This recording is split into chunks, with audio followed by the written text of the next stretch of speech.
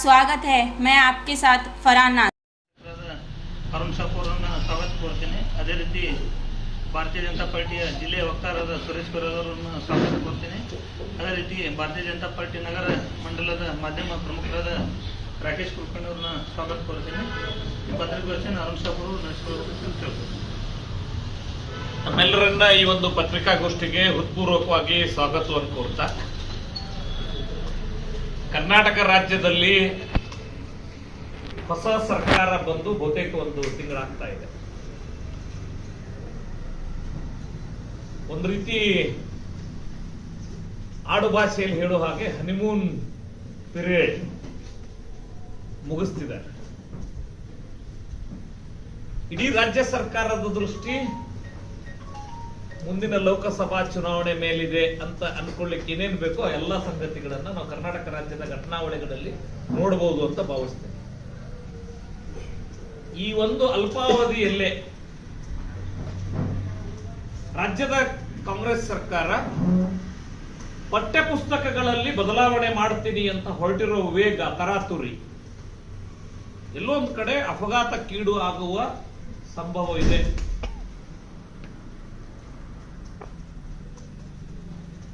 ಈ ದೇಶದ ಶಿಕ್ಷಣ ವ್ಯವಸ್ಥೆ, ಪಠ್ಯ ಪುಸ್ತಕದ ರಚನೆ, ಇಡೀ ಶಿಕ್ಷಣ ವ್ಯವಸ್ಥೆಯೊಳಗೆ ಬಹಳ ಮುಖ್ಯ ಅಂಶ ಯಾವುದು ಅಂತ ಹೇಳಿದ್ರೆ ಪಠ್ಯ ಪುಸ್ತಕ. ಶಿಕ್ಷಕ ಅದನ್ನ ಆ ಜ್ಞಾನದ ಮುಂದಿನ ಪೀಳಿಗೆಗೆ ಹರಿಸುವನಾದ್ರೆ ಪಠ್ಯ ಪುಸ್ತಕಗಳು ಆಕರ. ಈ ಪಠ್ಯ ಪುಸ್ತಕಗಳ ರಚನೆಗೆ ಒಂದು ಬಹಳ ಸುದೀರ್ಘ ಇತಿಹಾಸ ಇದೆ. ಈ ದೇಶದ ಪಠ್ಯ ಪುಸ್ತಕಗಳ ರಚನೆಗೆ 3 ಶಿಕ್ಷಣ ನೀತಿಗಳನ್ನ ಈ ದೇಶ ನೋಡಿದೆ. ವಿಶೇಷವಾಗಿ ಕೊಠಾರಿ ಕಮಿಷನ್ ಆಧಾರಿತವಾಗಿ ಬಂದಿರುವಂತ 1986ರ ಶಿಕ್ಷಣ ನೀತಿ ನಿಮ್ಮೆಲ್ಲರಿಗೂ ಗಮನಕ್ಕಿರಲಿ ಅನ್ನೋ ದೃಷ್ಟಿಯಿಂದ ಹೇಳ್ತಿದ್ದೀನಿ. ಆಗ ಕಾಂಗ್ರೆಸ್ ಸರ್ಕಾರ ಕೇಂದ್ರದಲ್ಲಿ ಕೊಠಾರಿ ಕಮಿಷನ್ನಿನ ಶಿಫಾರಸ್ಸಿನ ಭಾಗವಾಗಿ ಆಗಿನ ಶಿಕ್ಷಣ ನೀತಿಯಲ್ಲಿ ಬಹಳ ಸ್ಪಷ್ಟ ಪ್ರತಿಪಾದನೆ, ಇಡೀ ದೇಶಕ್ಕೊಂದು ಪಠ್ಯಕ್ರಮ ಚೌಕಟ್ಟಿರಬೇಕು ಅನ್ನುವಂತ ಪ್ರತಿಪಾದನೆಯನ್ನ ಮಾಡಲಾಯಿತು. ಇಡೀ ದೇಶಕ್ಕೆ ಒಂದು ಪಠ್ಯಕ್ರಮ ಚೌಕಟ್ಟಿರಬೇಕು. ಆ ಪಠ್ಯಕ್ರಮದ ಚೌಕಟ್ಟಿರಬೇಕು ಅಂತ ಅವತ್ತು ಹೇಳಿದ್ರು ಕೂಡ ನಮ್ಮ ದೇಶದೊಳಗೆ ಜಾರಿಯಾಗಿದ್ದು ಯಾವಾಗ ಅಂತ ಹೇಳಿದ್ರೆ 2005ರಲ್ಲಿ ರಾಷ್ಟ್ರೀಯ ಪಠ್ಯಕ್ರಮ ಚೌಕಟ್ಟು 2005. ಆಗಿನ ಈ ದೇಶದ ಹೆಮ್ಮೆಯ ಪ್ರಧಾನಮಂತ್ರಿಗಳಿರುವಂತಹ ಅಟಲ್ ಬಿಹಾರಿ ವಾಜಪೇಯಿ ಅವರು ಪ್ರಧಾನಮಂತ್ರಿಗಳಾಗಿರುವಂತಹ ಸಂದರ್ಭದಲ್ಲಿ ಕೊಠಾರಿ ಕಮಿಷನ್ ಹೇಳಿದ್ದನ್ನ 86ರಲ್ಲೇ ರಾಷ್ಟ್ರೀಯ ನೀತಿ ಅಂತ ಒಪ್ಕೊಂಡ ನಂತರ ನಮ್ಗೆ ರಾಷ್ಟ್ರೀಯ ಪಠ್ಯಕ್ರಮ ಚೌಕಟ್ಟು ಮಾಡಕ್ಕಾಗಿಲ್ಲ ಅಂತ ಹೇಳಿ ಈ ರಾಷ್ಟ್ರಕ್ಕೊಂದು ಪಠ್ಯಕ್ರಮ ಚೌಕಟ್ಟು ಬೇಕು ಅಂತ ಹೇಳಿ 2005ರಲ್ಲಿ ರಾಷ್ಟ್ರೀಯ ಪಠ್ಯಕ್ರಮ ಚೌಕಟ್ಟನ್ನ ಸಮಗ್ರವಾಗಿ ರೂಪಿಸುವಂತ ಕೆಲಸ ಮಾಡಲಾಯಿತು. ಆ ರಾಷ್ಟ್ರೀಯ ಪಠ್ಯಕ್ರಮ ಚೌಕಟ್ಟು ನಿರ್ಮಾಣ ಆದ್ರೂ ಕೂಡ ಕರ್ನಾಟಕ ರಾಜ್ಯದಲ್ಲಿ ಸನ್ಮಾನ್ಯ BS ಯಡಿಯೂರಪ್ಪನವರು ಮುಖ್ಯಮಂತ್ರಿಗಳಾಗಿ, ಸನ್ಮಾನ್ಯ ವಿಶ್ವೇಶ್ವರ ಹೆಗಡೆ ಕಾಗೇರಿ ಅವರು ಶಿಕ್ಷಣ ಮಂತ್ರಿಗಳಾಗಿರುವ ಸಂದರ್ಭದಲ್ಲಿ ಕರ್ನಾಟಕ ರಾಜ್ಯದ ಪಠ್ಯಕ್ರಮವನ್ನ ಪುನರ್ ರೂಪಿಸಬೇಕು. ರಾಷ್ಟ್ರೀಯ ಪಠ್ಯಕ್ರಮ ಚೌಕಟ್ಟು 2005ರ ಭಾಗವಾಗಿ ಅದನ್ನು ಪುನರ್ ರೂಪಿಸುವ ಸಲುವಾಗಿ ಕ್ಲಾಸ್ ರೂಮ್ ಟೀಚರ್, ಯಾರು ಪದವಿ ಪೂರ್ವ ಹಂತದಲ್ಲಿ ಉಪನ್ಯಾಸಕರಾಗಿ, ಅಸಿಸ್ಟೆಂಟ್ ಡೈರೆಕ್ಟರ್ ಆಗಿ ಪದವಿ ಪೂರ್ವ ಶಿಕ್ಷಣ ಇಲಾಖೆ ಕೆಲಸ ಮಾಡಿದ್ರು ಅಂತ ಒಬ್ಬ ಕ್ಲಾಸ್ ರೂಮ್ ಟೀಚರ್ ಈ ಪಠ್ಯಕ್ರಮವನ್ನು ರೂಪಿಸಬೇಕು, ಪಠ್ಯಪುಸ್ತಕವನ್ನು ರೂಪಿಸಬೇಕು ಅಂತ ಹೇಳಿ ಸನ್ಮಾನ್ಯ ಶ್ರೀ ಮುಡಂಬಡಿ ತಾಯಿ ಅವರನ್ನ ಪಠ್ಯಪುಸ್ತಕ ರಚನಾ ಸಮಿತಿಯ ಅಧ್ಯಕ್ಷರನ್ನಾಗಿ ಮಾಡಲಾಯಿತು. ಅವರ ಮೂಲಕ ಸುಮಾರು 511 ಟೈಟಲ್ಸ್, 511 ಟೆಕ್ಸ್ಟ್ ಬುಕ್ಗಳ ರಚನೆ ಮಾಡಲಾಗಿದೆ. ಆಗ್ಲೇ ಸಾಕಷ್ಟು ಆಕ್ಷೇಪಣೆಗಳು ಬಂದು, ಪಠ್ಯಪುಸ್ತಕದ ರಚನೆ ಅಂತ ಹೇಳಿದ್ರೆ ಬಹಳ ಸೂಕ್ಷ್ಮವಾಗಿದೆ. ಸಮಾಜವೂ ಗಮನಿಸ್ತದೆ, ಶಿಕ್ಷಣ ತಜ್ಞರು ಗಮನಿಸ್ತಾರೆ. ಆಗ್ಲೂ ಕೂಡ ಸಾಕಷ್ಟು ಆಕ್ಷೇಪಣೆಗಳು ವೈಚಾರಿಕ ಹಿನ್ನೆಲೆಯ ಕೆಲವೊಂದು ಜನ ಸಾಹಿತಿಗಳು ಮಾಡಿದಾಗ ಆಗ್ಲೂ ಕೂಡ ಸನ್ಮಾನ್ಯ ಕಪಿಲ್ ಸಿಬಾಲ್ HRD ಮಿನಿಸ್ಟರ್ ಆಗಿದ್ರು. ಕೇಂದ್ರದಲ್ಲಿ ಕಾಂಗ್ರೆಸ್ ಸರ್ಕಾರ ಇತ್ತು. ಕರ್ನಾಟಕದ ಸನ್ಮಾನ್ಯ ಮುಡಂಬಡಿತ ರಚನೆ ಮಾಡಿರುವಂತಹ ಪಠ್ಯಪುಸ್ತಕಗಳ ಪರಿಷ್ಕರಣೆ ಕಾರ್ಯವನ್ನ, ಪಠ್ಯಪುಸ್ತಕಗಳ ರಚನೆ ಕಾರ್ಯವನ್ನ NCERT ರಿವ್ಯೂ ಮಾಡಬೇಕು ಅಂತ ಕೊಟ್ಟು ಕಳಿಸಲಾಯಿತು.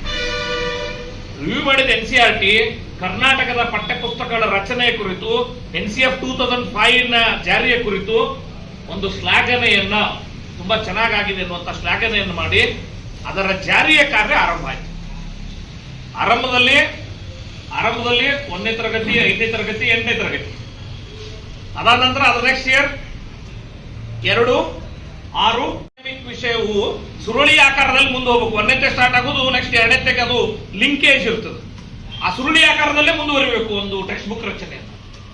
ಆ ನಿಟ್ಟಿನಲ್ಲಿ ಸಿದ್ದರಾಮಯ್ಯನವರು ಬಂದ ನಂತರವೂ ಕೂಡ ಆ ಟೆಕ್ಸ್ಟ್ ಬುಕ್ ಜಾರಿಯ ಕಾರ್ಯ ಮುಂದುವರಿತು, ಇಂಪ್ಲಿಮೆಂಟ್ ಮಾಡಲಾಯಿತು. ಇದ್ರ ಮಧ್ಯದಲ್ಲಿ ಮತ್ತೆ ಆಕ್ಷೇಪಣೆಗಳು ಶುರು ಆದವು. ಸಿದ್ದರಾಮಯ್ಯನವರು ಬಂದ್ಬಿಟ್ರು, ನಮ್ಮ ವಿಚಾರವನ್ನು ಹೇರ್ಲಿಕ್ಕೆ ಅವಕಾಶ ಸಿಕ್ತು ಅಂತೇಳಿ ಒಂದಿಷ್ಟು ಜನ ಸಾಹಿತಿಗಳು ಶಿಕ್ಷಣ ಕ್ಷೇತ್ರವನ್ನು ಡಾಮಿನೇಟ್ ಮಾಡ್ತಿದ್ದಾರೆ. ಅವ್ರೇನ್ ಮಾಡಿದ್ರು, ಇದು ಕೇಸರೀಕರಣ ಆಗಿದೆ, ಇದ್ರ ಬಗ್ಗೆ ನಾವು ತೆಗೆದು ಹಾಕ್ತೇವೆ ಅಂತೇಳಿ ಸನ್ಮಾನ್ಯ ಸಾಹಿತಿಗಳಾಗಿರುವಂತ, ಉನ್ನತ ಶಿಕ್ಷಣದಲ್ಲಿ ಒಂದಷ್ಟು ಅನುಭವ ಹೊಂದಿರುವಂತ, ಪ್ರಖ್ಯಾತ ನಾಮವನ್ನು ಹೊಂದಿರುವಂತ ಬರಗೂರು ರಾಮಚಂದ್ರಪ್ಪನವರನ್ನ ಕಮಿಟಿ ಅಧ್ಯಕ್ಷರನ್ನಾಗಿ ಒಂದು ಸಮಿತಿಯನ್ನು ನೇಮಕ ಮಾಡ್ತಾರೆ. ಸುಮಾರು 2 ವರ್ಷಗಳ ಕಾಲ ಆ ಸಮಿತಿ ಕಾರ್ಯ ಮಾಡಿದೆ. ಒಂದಷ್ಟು ಸಂಗತಿಗಳನ್ನ ಸೇರಿಸುವ, ಕೆಲವೊಂದಿಷ್ಟು ಸಂಗತಿಗಳನ್ನ ತೆಗೆಯುವ ಮೂಲಕ ಕರ್ನಾಟಕದ ಪಠ್ಯ ಪುಸ್ತಕಗಳ ವಿಕೃತಿ ಆಗ್ತಿದೆ ಅನ್ನುವಂತ ದೂರನ್ನ ಆಗ ಕೇಂದ್ರದ ಸರ್ಕಾರಕ್ಕೆ, ರಾಜ್ಯದ ಸರ್ಕಾರಕ್ಕೆ ಮಾಡಿದಾಗ ಆಗಿನ ಶಿಕ್ಷಣ ಮಂತ್ರಿಗಳು ಸನ್ಮಾನ್ಯ ತನ್ವೀರ್ ಸೇಠ್ ಅವರು NCERT ರಿವ್ಯೂಗೆ ಆ ಪಠ್ಯ ಪುಸ್ತಕಗಳನ್ನ ಕಳಿಸಿಕೊಡ್ತಾರೆ. ಕಳಿಸಿಕೊಟ್ಟ ಸಂದರ್ಭದಲ್ಲಿ ಕರ್ನಾಟಕದ ಪಠ್ಯ ಪುಸ್ತಕಗಳು ಈಗಿನ ಸಂದರ್ಭಕ್ಕೆ ಸಬ್ ಸ್ಟ್ಯಾಂಡರ್ಡ್ ಆಗಿದೆ, ಬಹಳಷ್ಟು ಸಂಗತಿಗಳ ಬಗ್ಗೆ ಆಕ್ಷೇಪಣೆ ವ್ಯಕ್ತಪಡಿಸುತ್ತೆ NCERT. ಅಷ್ಟೊತ್ತಿಗೆ ಸರ್ಕಾರ ಬದಲಾಗಿ ಮತ್ತೊಂದು ಸರ್ಕಾರ ಬರ್ತದೆ. ಸನ್ಮಾನ್ಯ ಕುಮಾರಸ್ವಾಮಿ ಅವರ ಸರ್ಕಾರದಲ್ಲಿ ಇದ್ಯಾವುದೋ ಸಂಗತಿಗಳನ್ನ ಸರ್ಕಾರ ಹೇಗೆ ನಡೆಸಬೇಕು ಅನ್ನೋದೇ ಸವಾಲಿತ್ತು. ಆ ಹಿನ್ನೆಲೆಯಲ್ಲಿ ಈ ಯಾವುದೇ ಸಂಗತಿಗಳಿಗೆ ಅವ್ರು ಕೈ ಹಾಕಲಿಲ್ಲ. ಬದಲಾದ ಪರಿಸ್ಥಿತಿನಲ್ಲಿ NCERT ಆಕ್ಷೇಪಣೆ 78 ಪುಟಗಳ ಆಕ್ಷೇಪಣೆ ಇದೆ, ಒಂದು ರಿಪೋರ್ಟ್ ಇದೆ NCERT. ಅದರ ಹಿನ್ನೆಲೆಯಲ್ಲಿ ನಂತರ ಬಂದ ಸರ್ಕಾರ ಮತ್ತೊಂದು ಸಮಿತಿಯನ್ನು ಮಾಡ್ತದೆ, ವರದಿಯನ್ನು ತರಿಸಿಕೊಳ್ಳುತ್ತೆ. ವರದಿಯನ್ನು ತರಿಸಿಕೊಂಡ ನಂತರ ಅದನ್ನು ಪಬ್ಲಿಕ್ ಡೊಮೇನಿಗೆ ಹಾಕೋ ಕೆಲಸ ಮಾಡ್ತಾರೆ. ಅವರ ವರದಿ ಸರಿ ಇಲ್ಲ, ಅದರಲ್ಲಿ ಸಾಕಷ್ಟು ಸಂಗತಿಗಳ ಬಗ್ಗೆ ವಿವಿಧ ಜನರಿಂದ, ಜನಾಂಗಗಳಿಂದ ಸಲಹೆಗಳು ಸ್ವೀಕಾರ ಆಗ್ತಾವೆ. ಆ ಹಿನ್ನೆಲೆಯಲ್ಲಿ, ಆ ಆಕ್ಷೇಪಣೆ ಹಿನ್ನೆಲೆಯಲ್ಲಿ ಅದೆಲ್ಲವನ್ನೂ ಸರಿಪಡಿಸಿ ಇವತ್ತು ಟೆಕ್ಸ್ಟ್ ಬುಕ್ಗಳನ್ನ ಕಳಿಸಿಕೊಡುವಂತ ಕೆಲಸ ಹಿಂದಿನ ಸರ್ಕಾರ ಮಾಡಿದೆ. ಹಲವಾರು ಸಂಗತಿಗಳನ್ನ ಬರಗೂರು ಸಂದರ್ಭದಲ್ಲೂ ಡಿಲೀಟ್ ಮಾಡಿದ್ದಾರೆ, ಸೇರ್ಪಡೆ ಮಾಡಿದ್ದಾರೆ. ಹಲವಾರು ಸಂಗತಿಗಳನ್ನ ಹಿಂದಿನ ಸರ್ಕಾರದಲ್ಲಿ ರೋಹಿತ್ ಚಕ್ರತೀರ್ಥ ಕಮಿಟಿ ಒಳಗೂ ಸೇರಿಸಿದ್ದಾರೆ, ಡಿಲೀಟ್ ಮಾಡಿದ್ದಾರೆ. ಈ ಎಲ್ಲಾ ಸಂಗತಿಗಳ ಕುರಿತು ಆಶ್ಚರ್ಯ ಆಗಿದ್ದೇನೆಂದ್ರೆ, ಒಂದು ರಾಜಕೀಯ ಪಕ್ಷ ಚುನಾವಣಾ ಪ್ರಣಾಳಿಕೆಯ ಭಾಗವಾಗಿ ಟೆಕ್ಸ್ಟ್ ಬುಕ್ ನಲ್ಲಿ ತಿದ್ದುಪಡಿ ತರ್ತೇವೆ ಅಂತೇಳಿ ರಾಜಕಾರಣಕ್ಕೆ ಎಳೆದಿರೋದ್ರಿಂದ ನಾನು ಆಕ್ಷೇಪಣೆಯನ್ನು ವ್ಯಕ್ತಪಡಿಸ್ತೇನೆ. ನಾವು ಪ್ರಣಾಳಿಕೆಯಲ್ಲಿ ಪಠ್ಯಪುಸ್ತಕ ಬದಲಾವಣೆ ಮಾಡ್ತೇವೆ ಅಂತ ಹೇಳೋದ್ರಿಂದ ಯಾವ ಸಂದೇಶವನ್ನು ನೀವು ಸಮಾಜಕ್ಕೆ ಕಳಿಸ್ತಿದ್ದೀರಿ? ಪಠ್ಯಪುಸ್ತಕವನ್ನ ಒಂದು ಕ್ಯಾಬಿನೆಟ್ ನಲ್ಲಿ ನೀವು ಕೂತ್ಕೊಂಡು, ಒಂದು ಕ್ಯಾಬಿನೆಟ್ ನಲ್ಲಿ ಕೂತ್ಕೊಂಡು ಈ ತರಗತಿಯ ಈ ಪಠ್ಯ ಪುಸ್ತಕದಲ್ಲಿ ಈ ಪಾಠ ಇರಬೇಕು, ಈ ಪಾಠ ಇರಬಾರದು ಅಂತ ಚರ್ಚೆ ಮಾಡುವುದರ ಮೂಲಕ ಯಾವ ರೀತಿಯ ಪರಂಪರೆಯನ್ನ ಕರ್ನಾಟಕ ರಾಜ್ಯದಲ್ಲಿ ಕರ್ನಾಟಕದ ಈಗಿನ ಸರ್ಕಾರ ಹುಟ್ಟುಹಾಕ್ತಾ ಇದೆ? ಇದು ಒಳ್ಳೆಯದಲ್ಲ. ಕರ್ನಾಟಕದ ಸರ್ಕಾರಕ್ಕೆ ಕ್ಯಾಬಿನೆಟ್ಗೆ ಅಧಿಕಾರ ಇದೆ, ಒಂದು ತಜ್ಞರ ಸಮಿತಿಯನ್ನ ನೇಮಕ ಮಾಡಿ ಒಳ್ಳೇದೇನಿದೆ ಕೆಟ್ಟದ್ದೇನಿದೆ ಅಂತ ಒಂದ್ಸಲ ರಿವ್ಯೂ ಮಾಡಿ ಅಂತ ಹೇಳಿ. ನಾ ಬಂದು 1 ತಿಂಗಳೊಳಗ ಅಧಿಕಾರ ಬಂದಿದೆ, 136 ಸೀಟ್ ಬಂದಿದೆ ಅಂತ ತಲೆಗೆರೆಸ್ಕೊಂಡು ನಾ ಹಿಟ್ಲರ್ ಶಾಹಿ ರೀತಿ ಒಳಗ ಅದನ್ನು ತೆಗೆದೇ ತೀರ್ತೀನಿ ಅಂತ ಹೇಳಿ ಸಂದೇಶ ಕೊಡ್ಲಾಕ್ ಹೊಟ್ಟಿದ್ರಿ. ಇದು ಒಳ್ಳೆ ಪರಂಪರೆ ಅಲ್ಲ ಶಿಕ್ಷಣ ಕ್ಷೇತ್ರಕ್ಕೆ. ಈಗಾಗಲೇ ಕರ್ನಾಟಕದ ಪಠ್ಯಕ್ರಮದ ಬಗ್ಗೆ ಪಾಲಕರು ಮತ್ತು ಬಾಲಕರು, ಈ ನಾಡಿನ ಪಾಲಕ ಬಾಲಕರಲ್ಲಿ ಒಂದು ನಿರೀಕ್ಷೆ ಇದೆ. ಕರ್ನಾಟಕದ ಪಠ್ಯಕ್ರಮದ ಬಗ್ಗೆ ನಿರೀಕ್ಷೆ ಇದೆ. ನೋಡ್ರಿ, ಇವತ್ತು ಹಳ್ಳಿಗಳಲ್ಲಿ, ನಗರದ ಶಹರಗಳಲ್ಲಿ CBSE ICSE ಸ್ವಿಚ್ ಓವರ್ ಆಗುವಂತವ್ರ ಸಂಖ್ಯೆ ಬಹಳ ದೊಡ್ಡ ಪ್ರಮಾಣದಲ್ಲಿದೆ. ಬಹುತೇಕ ರಾಜಕೀಯ ಪಕ್ಷಗಳಲ್ಲಿ ಮುನ್ನಡೆಸುವಂತವರು CBSE ಶಾಲೆಗಳನ್ನು ಮುನ್ನಡೆಸುವಂತವರು ಇದ್ದಾರೆ. ಈ ಶಾಲೆಗಳಲ್ಲಿ ಈ ಪಠ್ಯಕ್ರಮವನ್ನು ಓದುವವರು ಯಾರು? ನಾನು ವಿನಂತಿ ಮಾಡ್ಕೊಳ್ತೇನೆ ಕರ್ನಾಟಕ ಸರ್ಕಾರಕ್ಕೆ ಈ ಒಂದು ಪತ್ರಿಕಾಗೋಷ್ಠಿಯ ಮೂಲಕ, ಉನ್ನತ ಪರಂಪರೆಯನ್ನು ಬಿಟ್ಟು ಹೋಗುವಂತ ಕೆಲಸ ಮಾಡಿ.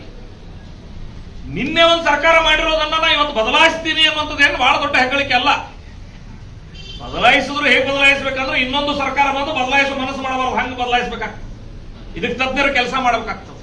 ಕ್ಯಾಬಿನೆಟ್ನಾಗ ಕೂತ್ಕೊಂಡು ಡಾಕ್ಟರ್ ಹೆಡ್ಗೇವಾರ ತೆಗಿತೀನಿ, ನೆಹರೂಂದ್ ಹಾಕ್ತೀನಿ, ಏನದು ಹಾಕುದು, ಏನು ತೆಗಿಯುದು, ಎಲ್ಲಿ ಚರ್ಚೆ ಆಗ್ಬೇಕಿದು?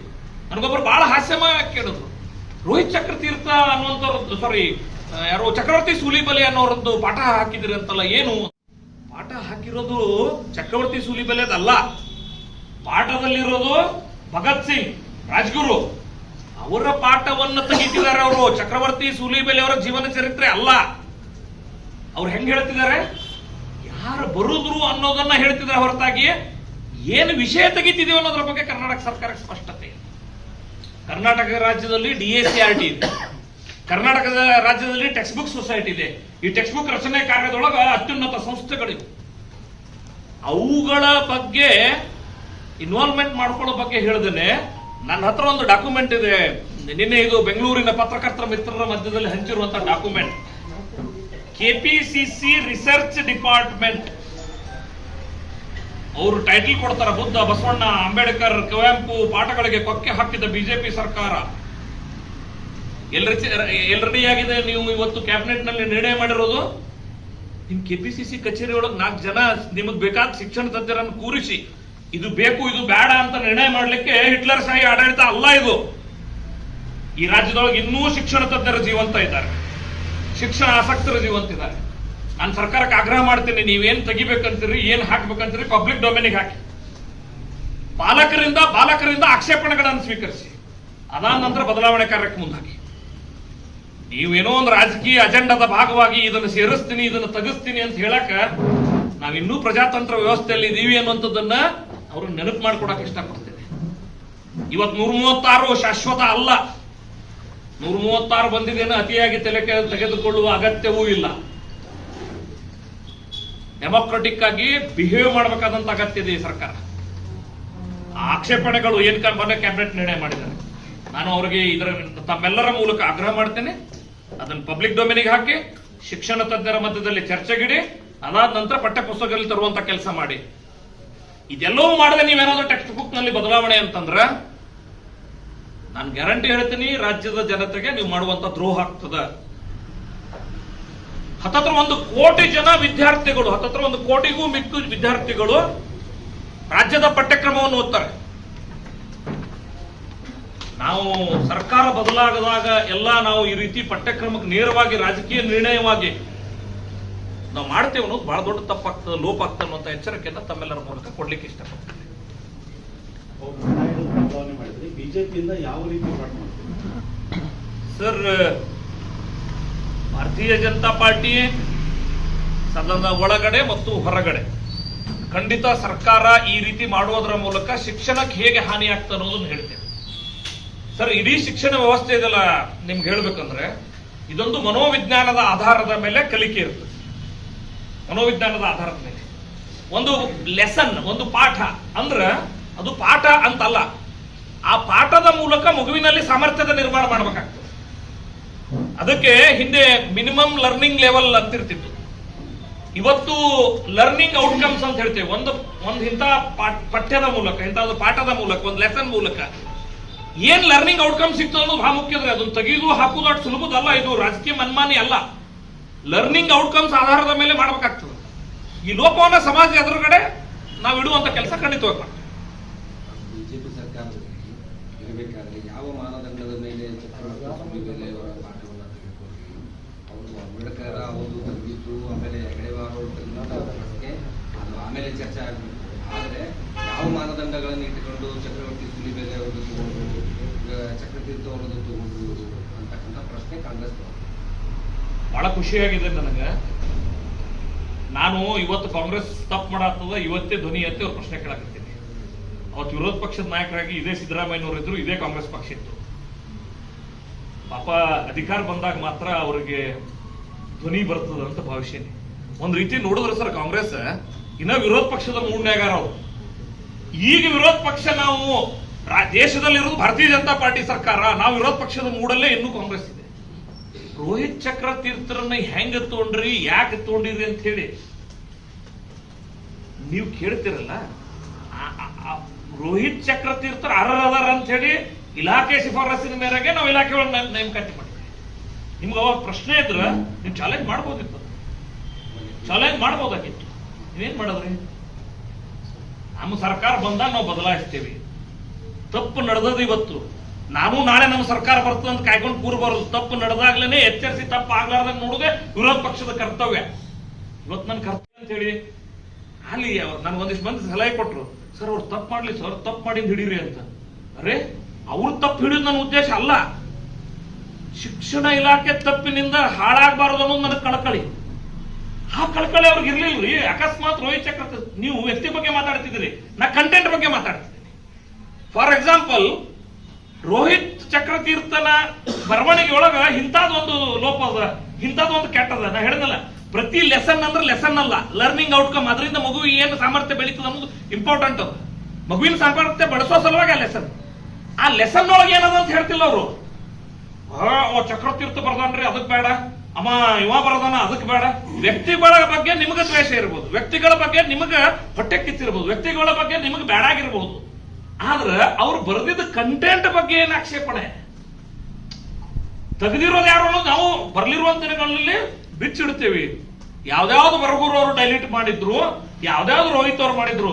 ಬರಗೂರು ಅವರು ಡಿಲೀಟ್ ಮಾಡಿದ್ದನ್ನು ರೋಹಿತ್ ಮುಖಕ್ಕೆ ಕೊರೆಸೋ ಕೆಲಸ ಮಾಡೋದು ಅಂತ ನನ್ನ ಶಿಕ್ಷಣ ಸಚಿವರು, ಮಾಜಿ ಶಿಕ್ಷಣ ಸಚಿವರು ಮೊನ್ನೆನೇ ಹೇಳ್ಯಾರ ಬಹಿರಂಗವಾಗಿ. 100% ಆ ಎಲ್ಲ ಚರ್ಚೆಗಳಿಗೆ ನಾವು ಸನ್ನದ್ಧರಾಗಿದ್ದೀವಿ, ಅದನ್ನು ಕೊಡ್ತೀವಿ ಬರ್ಲಿರುವಂತ ದಿನಗಳಲ್ಲಿ. ಆದ್ರೆ ಇವತ್ತು ನನ್ನ ಪ್ರಶ್ನೆ ಏನಂದ್ರೆ, ಒಳ್ಳೇದು ಎಲ್ಲಿಂದ ಬಂದದ ಅಂತ ನೀವು ನೋಡ್ತಿದ್ರೆ ಹೊರತಾಗಿ ಒಳ್ಳೇದು ಬಂದದ ಅಂತ ನೋಡ್ತಿಲ್ಲ. ಇವತ್ತು ಡಾಕ್ಟರ್ ಹೆಡ್ಗೇವಾರರ ಬಗ್ಗೆ ಜೀವನ ಚರಿತ್ರೆಯಲ್ಲಿ ಇಲ್ಲ. ಹೆಡ್ಗೇವಾರರು ವ್ಯಕ್ತಿ ನಿರ್ಮಾಣದ ಬಗ್ಗೆ ಒಂದಷ್ಟು ಅಂಶಗಳನ್ನ ಹೇಳ್ಯಾರ.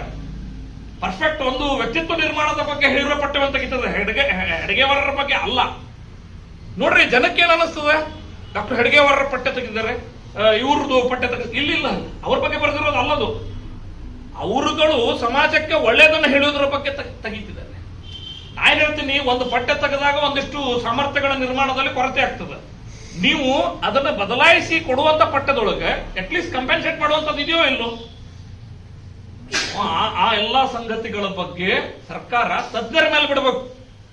ನನ್ಗೇನ್ ಅಪೇಕ್ಷೆ ಅಂದ್ರಿ, ಕ್ಯಾಬಿನೆಟ್ನಾಗ ಕುತ್ಕೊಂಡು ಈ ಪಾಠದೊಳಗ ಇವ ಬರ್ದಿದ್ದಕ್ಕೆ ಇದು ತೆಗೀರಿ, ಇವ ಬರ್ದಿದ್ದಕ್ಕೆ ಇದು ತೋರಿ ಅಂತ ಹೇಳಿ ಲೆಕ್ಕಾಚಾರ ಮಾಡೋದು ಅಲ್ಲ. ಒಂದು ತಜ್ಞರ ಸಮಿತಿ ಮಾಡಿ, ಶಿಕ್ಷಣ ತಜ್ಞರದ ರಾಜ್ಯದೊಳಗ ನಿಮ್ಮ ಸಲಹೆಗಾರರು ಕೆಲವೊಂದಿನ ಶಿಕ್ಷಣ ತಜ್ಞರ, ನಮಗೇನು ಆಕ್ಷೇಪಣೆ ಇಲ್ಲ. ಅವ್ರು ಬರೆದಿರೋದು ಆಕ್ಷೇಪಾರ್ಹ ಇತ್ತಂದ್ರೆ ಅದ್ರ ಬಗ್ಗೆ ಹೇಳಿ. ವ್ಯಕ್ತಿಗಳ ಬಗ್ಗೆ ನಿಮಗಿರುವಂತ ರಾಗದ್ವೇಷಗಳನ್ನ ಸಂವಿಧಾನಬದ್ಧವಾಗಿ ನೀವು ಪ್ರಮಾಣ ವಚನ ಸ್ವೀಕಾರ ಮಾಡ್ಕೊಂಡ್ ಬಂದು ಆ ರಾಗದ್ವೇಷವನ್ನ ಕ್ಯಾಬಿನೆಟ್ ಒಳಗೆ ಚರ್ಚೆ ಮಾಡ್ತೀನಿ ಅಂದ್ರೆ ತಪ್ಪಾಗ್ತದೆ.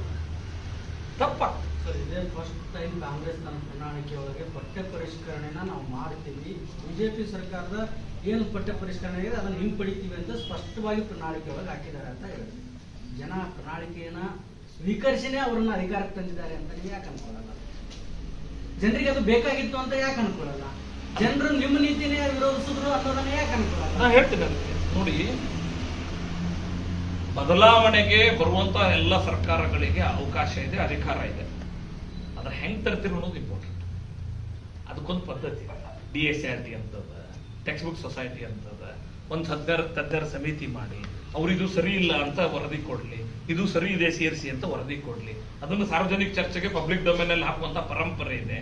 ಹಿಂಗ್ ಒಂದು ತಿಂಗಳದೊಳಗೆ MP ಇಲೆಕ್ಷನ್ ರಾಜಕಾರಣಕ್ಕೆ ಉಪಯೋಗ ಆಗ್ತದ ಅನ್ನೋ ರೀತಿಯೊಳಗೆ ಮಾಡಿದ್ರಂದ್ರ ಹಾಳಾಗೋದು ರಾಜ್ಯದ ಪಠ್ಯಕ್ರಮ, ಹಾಳಾಗೋದು ಅದನ್ನು ಓದು ಮಕ್ಕಳ ಭವಿಷ್ಯ.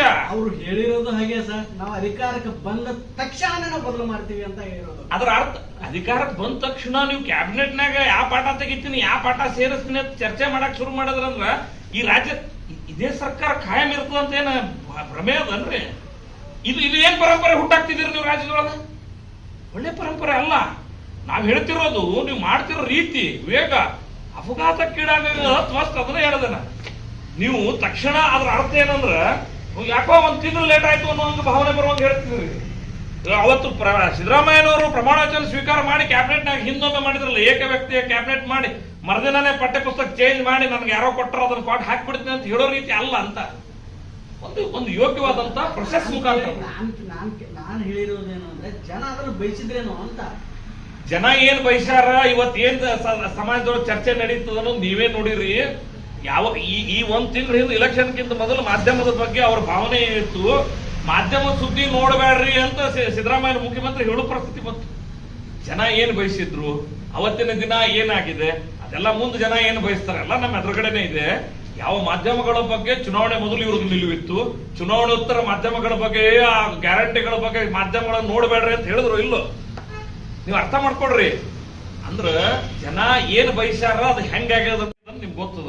ಇವತ್ತು ಹೇಳಿದ್ರು ನನ್ ಬಾರಿ ನಗು ಬರುವಂತ ಸಂಗತಿ, ನಮ್ ಬಿಜಾಪುರ ಮಾರ್ಕೆಟ್ನಾಗ ನಿನ್ನೊಬ್ರು ಹೇಳಕತ್ತಿದ್ರು, ಇವ್ ಏನ್ರಿ ಸಿದ್ದರಾಮಯ್ಯನವರು ಈ ಅಕ್ಕಿ ಬಗ್ಗೆ ಹೇಳಕತ್ತಾರ, ಒಂದ್ ರೀತಿ ದೇತು ದಿಲಾತು ದೇನೇವಾಲಕ್ಕೆ ನಾಮ್ ಬತಾತು ಅನ್ನೋರಂಗ್ ಮಾಡಾಕತ್ತಾರಲ್ಲ ಅಂತ ಹೇಳಿದ್ರು. ಅಲ್ಲ ದೇನೇವಾಲಿ ನೀವೇ ಇದ್ದೀರಿ. ಅಲ್ರಿ ದೇನೇವಾಲಕ್ಕೆ ನಾಮ್ ಬತಾತು ಅನ್ನೋಂಗ ಅಂದ್ರ ಆಲ್ರೆಡಿ ದೇತು ದಿಲಾತು ದೇನೇವಾಲಕ್ಕೆ ನಾಮ್ ಬತಾತು ಈ ಸರ್ಕಾರ ಶುರು ಆಗ್ಬಿಟ್ಟದ. ಎಲ್ಲಿ ಯಾವ್ದು ಕೊಡಬೇಕು, ಯಾವ್ದನ್ನ ನಂಬಿ ಜನ ಇವ್ರಿಗೆ ಓಟ್ ಹಾಕ್ಯಾರ ಅಲ್ಲೇ ದೇತು ದಿಲಾತು ದೇನೇವಾಲಕ್ಕೆ ನಾಮ್ ಬತಾತು.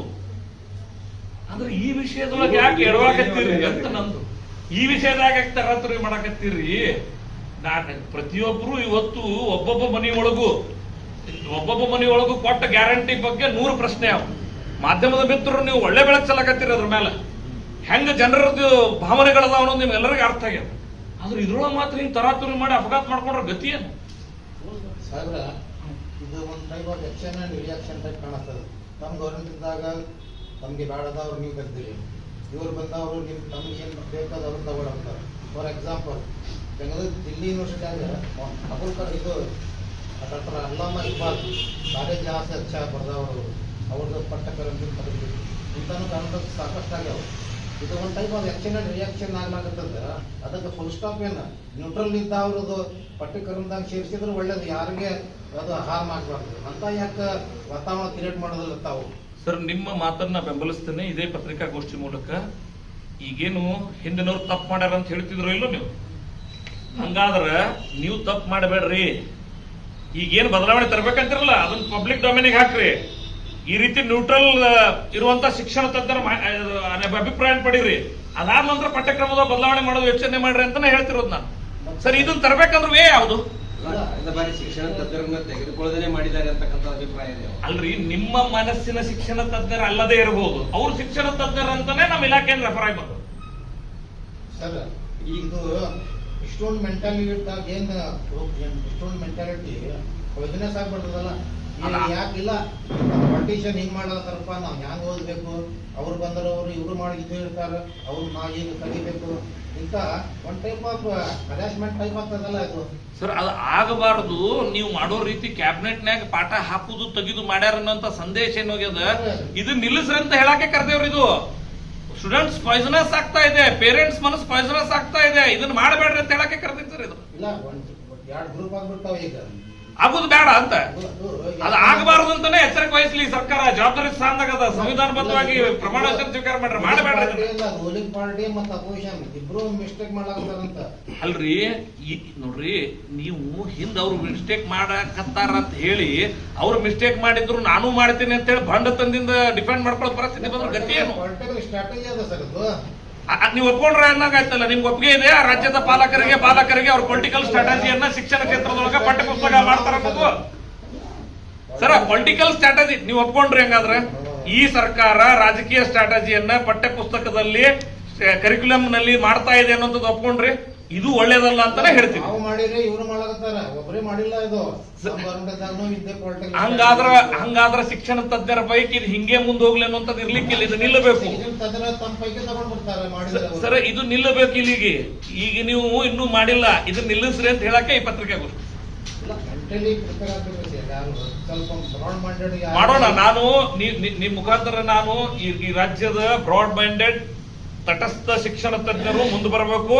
ಈಗೇನು ಸರ್ಕಾರ ಪೊಲಿಟಿಕಲ್ ವೆಂಜೆನ್ಸಿ, ಪೊಲಿಟಿಕಲ್ ರಿವೆಂಜ್, ಪೊಲಿಟಿಕಲ್ ಸ್ಟ್ರಾಟಜಿಯನ್ನ ಶಿಕ್ಷಣ ಕ್ಷೇತ್ರದಲ್ಲಿ ಮಾಡ್ತಾ ಇದೆ, ಇದನ್ನ ತಡೆಯೋ ಸಲುವಾಗಿ ಮುಂದೆ ಬರಬೇಕು ಅಂತ ಈ ಮೂಲಕ ನಾನು ಆಗ್ರಹ ಮಾಡ್ತೀನಿ. ಸರ್, ಬಿಜೆಪಿ ಅಧ್ಯಕ್ಷರು ಇಲ್ಲ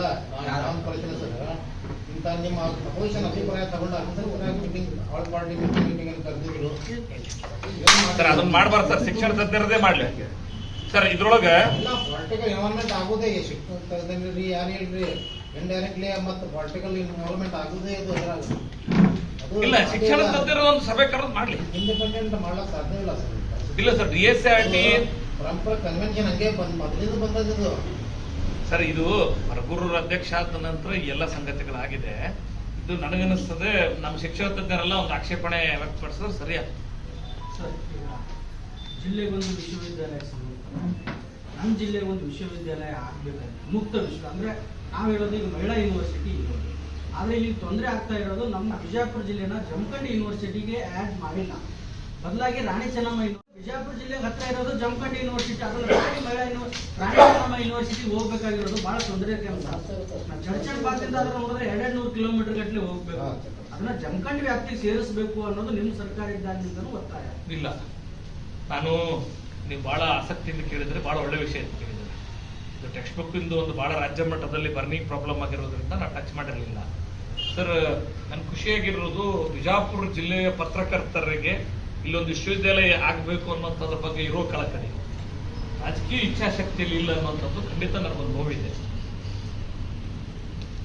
ಇದನ್ನ ಸೋನಿಯಾ ಗಾಂಧಿಯವರು ಹಿಂದೆ 2002ರಲ್ಲಿ ಉದ್ಘಾಟನೆ ಮಾಡಿದ್ರು ಅನ್ನೋಂಥ ಒಂದು ಎಮೋಷನಲ್ ಕಾಂಪೋನೆಂಟ್ ಕಾಂಗ್ರೆಸ್ ಜೊತೆಗಿದೆ.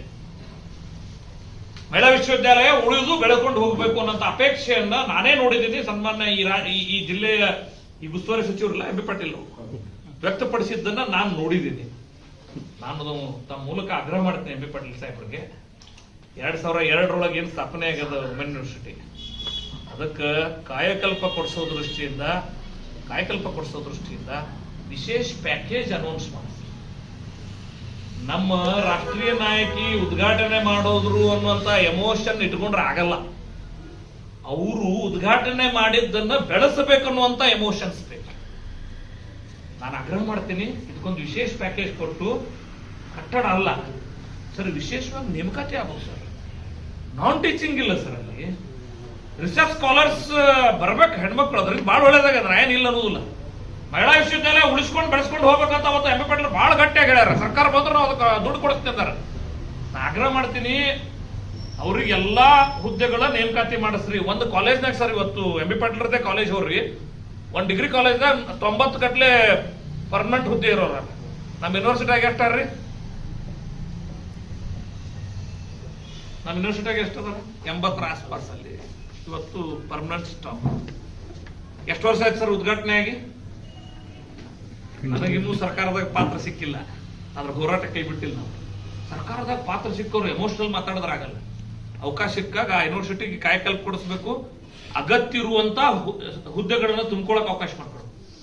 ನಾನ್ ಟೀಚಿಂಗ್ ಈ ರಫಿ ಬಂಡೇರವರು ಸಿಂಡಿಕೇಟ್ ಆಗಿದ್ದವರು ಸರ್, ಅವತ್ತಿನಿಂದ ಟೆಂಪರರಿ ಹುದ್ದೆ, ಪಾಪ ರಿಟೈರ್ಮೆಂಟಿಗೆ ಬಂದ್ರ ಔಟ್ಸೋರ್ಸ್ ಸರ್. ಅವಕಾಶ ಸಿಕ್ಕದು ನಿಮಗೆ ವುಮೆನ್ ಯೂನಿವರ್ಸಿಟಿ ಉಳಿಸಿ ಬೆಳೆಸಬೇಕು ಅನ್ನೋ ಆಸೆ ಇತ್ತು. ನಾ ಈ ಮೂಲಕ ಈ ರಾಜ್ಯದ ಉನ್ನತ ಶಿಕ್ಷಣ ಸಚಿವರಿಗೆ, ಸನ್ಮಾನ್ಯ ಮುಖ್ಯಮಂತ್ರಿಗಳ ಸಿದ್ದರಾಮಯ್ಯನವ್ರಿಗೆ, ಸನ್ಮಾನ್ಯ ಎಂ ಬಿ ಪಾಟೀಲ್ರಿಗೆ ಅದಕ್ಕೆ ವಿಶೇಷ ಅನುದಾನ ಕೊಡಿಸೋದು ಮಾತ್ರ ಅಲ್ಲ, ಎಲ್ಲಾ ಹುದ್ದೆ ಭರ್ತಿ ಮಾಡ್ಕೊಳಕ್ ಅವಕಾಶ ಮಾಡ್ಕೊಡ್ಬೇಕು ಈ ವರ್ಷದೊಳಗ. ಅವ್ರ ಪ್ರಣಾಳಿಕೆ ಒಳಗೆ ಹೇಳ್ರಿ ಏನದ್ ಗೊತ್ತನ್ರಿ, 1 ವರ್ಷದೊಳಗೆ ಖಾಲಿ ಇರುವಂತ ಎಲ್ಲ ಹುದ್ದೆಗಳನ್ನ ಭರ್ತಿ ಮಾಡ್ತೀನಿ ಅಂತ ಹೇಳ್ಯಾರ. ಅವ್ರ ಪ್ರಣಾಳಿಕೆ ನಂಬಿ ಜನ ಓಟ್ ಹಾಕ್ಯಾರತ್ ನೀವೇ ಹೇಳಿರಿ. ನಾ ಆಗ್ರಹ ಮಾಡ್ತೀನಿ, ಎಲ್ಲಾ ಹುದ್ದೆಗಳನ್ನ ಭರ್ತಿ ಮಾಡ್ಲಕ್ ಅವಕಾಶ ಮಾಡಿಕೊಡ್ಲಿ, ಅದಕ್ಕೊಂದು ವಿಶೇಷ ಅನುದಾನ ಸರ್. ಅದಕ್ಕೆ ಬಹಳ ದೊಡ್ಡ ಅನುದಾನ ಬೇಕು. ಆದ್ರೂ ನಾನು ಜಿಪುಣತನ ಮಾಡಿ ಕೇಳ್ತೀನಿ, 100 ಕೋಟಿ ಕೊಡಿ. ಹೇಳ್ತೀನಿ ಮುಂದೆ ಹೇಳ್ತೀನಿ, 100 ಕೋಟಿ ಕೊಡಿ. ಎರಡನೇದು, ರಾಣಿ ಚೆನ್ನಮ್ಮ ಯೂನಿವರ್ಸಿಟಿ ಅಫಿಲಿಯೇಷನ್ ಹೊಂದಿರೋದ್ರಿಂದ ವಿಜಾಪುರ ಜಿಲ್ಲೆಗೆ ಕಷ್ಟ ಆಗಿದೆ, ಖಂಡಿತ ಕಷ್ಟ ಆಗಿದೆ ಸರ್. ಇಲ್ಲಿವರೆಗೂ ಏನಿತ್ತಪ್ಪ ಅಂತಂದ್ರೆ, ಚಡ್ಚಣದಿಂದ ಹೇಳಿದ್ರಿ, ತಾಳಿಕೋಟೆಯಿಂದ ಹೇಳಿದ್ರಿ, ಸಿಂದಗಿ ತಾಲೂಕಿನ ಮೂರೊಟ್ಟಿಗೆ ಆಲಮೇಲ ದೇವನಗಾಂವದೊಳಗೆ ಒಂದದ್ರಿ ಡಿಗ್ರಿ ಕಾಲೇಜ್ ಸರ್. ಅಲ್ಲಿಂದ ಎಲ್ಲಿಗೆ ಹೋಗ್ಬೇಕಂದ್ರ ಮೊದಲು ಬೆಳಗಾವದಿಂದ ಹಿರೇಬಾಗೇವಾಡಿಯಿಂದ ಒಳಗೆ ಹೋಗ್ಬೇಕು, ಮುಂದಿನ ಈ ಕ್ಯಾಂಪಸ್ಸಿಗೆ ಹೋಗ್ಬೇಕಂದ್ರ ಸರ್. ಬಸ್ಸಿಗೆ ಹೋಗ್ಬರ್ಬೇಕು ಅಂತ ಹೇಳಿದ್ರೆ ಬಹಳ ದೊಡ್ಡ ಸವಾಲು. ಕಾರ್ ತಗೊಂಡು ಹೋಗ್ಬಂದ್ರ ಯಾಕರೆ ಕಾಲೇಜ್ ನಡೆಸೋ ಪರಿಸ್ಥಿತಿ ಬರ್ತದೆ. ನನಗೊಂದು ಆಗ್ರಹ, ಪ್ರತಿ ಜಿಲ್ಲೆಗೊಂದು ಯೂನಿವರ್ಸಿಟಿ ಮಾಡಬೇಕಂತ ಹೊಂಟಿದ್ರು. ಬೇಡ, ಕೋ ಎಜುಕೇಶನ್ ಮಾಡೋದು ಬೇಡ, ಇನ್ನೊಂದು ಯೂನಿವರ್ಸಿಟಿನೇ ಕೊಡ್ಲಿ ಅಂತ ಆಗ್ರಹ ಮಾಡಿದ್ರು ಎಲ್ಲ. ನಾವು ವಿನಂತಿ ಮಾಡ್ತೀನಿ, ಪ್ರತಿ ಜಿಲ್ಲೆಗೆ ಒಂದೊಂದಾಗ ಜಮಖಂಡಿಗೆ ಹೋಗಿ ಸೇರಿಸ್ರಿ, ನಮಗ ಮತ್ತೊಂದ್ ಕಡೆ ಹೋಗಿ ಸೇರಿಸ್ರಿ ಅಂತ ನಾ ಯಾರು ಕೇಳುದಿಲ್ಲ. ನಾ ಬಹಳ ಸ್ಪಷ್ಟ ಆಗ್ರಹ ಅದ ಎಲ್ಲ ನಾಯಕರಿಗೆ. ಬಹಳ ದೊಡ್ಡ ಅಧಿಕಾರ ಸಿಕ್ಕದ ರಾಜ್ಯದೊಳಗ. ಮುಂಚೂಣಿ ಅಕಸ್ಮಾತ್ ಏನಾರ ಹೆಚ್ಕಮ್ಮ ಆಯ್ತು ಕಾಂಗ್ರೆಸ್ನಾಗ ಅಂದ್ರೆ ಎಂ ಬಿ ಪಾಟೀಲ್ ಮುಖ್ಯಮಂತ್ರಿನೂ ಆಗ್ಬೋದು. ನಾವು ಇಷ್ಟು ದೊಡ್ಡ ಬಲಾಢ್ಯ ಅದಾರ ಅವರು ಸರ್. ನಿಮ್ಮ ಈ ಅಧಿಕಾರ ಅವಧಿ ಒಳಗೆ ಅದೊಂದು ವುಮೆನ್ ಯೂನಿವರ್ಸಿಟಿಗೆ ಕಾಯಕಲ್ಪ ಕೊಡಿಸ್ರಿ. ಒಂದು ಜಿಲ್ಲೆಗೆ ಒಂದು ಯೂನಿವರ್ಸಿಟಿ ಇರಬೇಕು ಅನ್ನೋ ಪಾಲಿಸಿ ಮೇಲೆ ಒಂದು ಯೂನಿವರ್ಸಿಟಿ ಸ್ಯಾಂಕ್ಷನ್ ಮಾಡ್ತಾರೆ. ನಮ್ಮ ಈ ಕಾಲೇಜ್ನವರು ನಮ್ಮ ಮಕ್ಕಳು ಮಾರ್ಕ್ಸ್ ಕಾರ್ಡ್ ಸಂಬಂಧ ಅಡ ದೂರ ಬೆಳಗಾವಿಗೆ ಹೋಗಿ ರಾಣಿ ಚೆನ್ನಮ್ಮ ಯೂನಿವರ್ಸಿಟಿ ಅದು ಬೇಡ ಅಂದ್ರೆ ಇದು ಕೊಡ್ರಿ, ಇದು ಬೇಡ ಅಂದ್ರೆ ಅದು ಕೊಡ್ರಿ ಅಂತ ಯಾಕೆ ನಮ್ಮ ಬಿಜಾಪುರ ಜಿಲ್ಲೆಗೆ? ಈ ವುಮೆನ್ ಯೂನಿವರ್ಸಿಟಿ ರಾಜ್ಯ ವ್ಯಾಪಿ ಅದು ಈ ಜಿಲ್ಲೆಯ ವ್ಯಾಪಿ ಅಲ್ಲ. ಕೋ ಎಜುಕೇಶನ್ ಇರುವಂತ ರಾಣಿ ಚೆನ್ನಮ್ಮ ಯೂನಿವರ್ಸಿಟಿಯ ಬಿಜಾಪುರ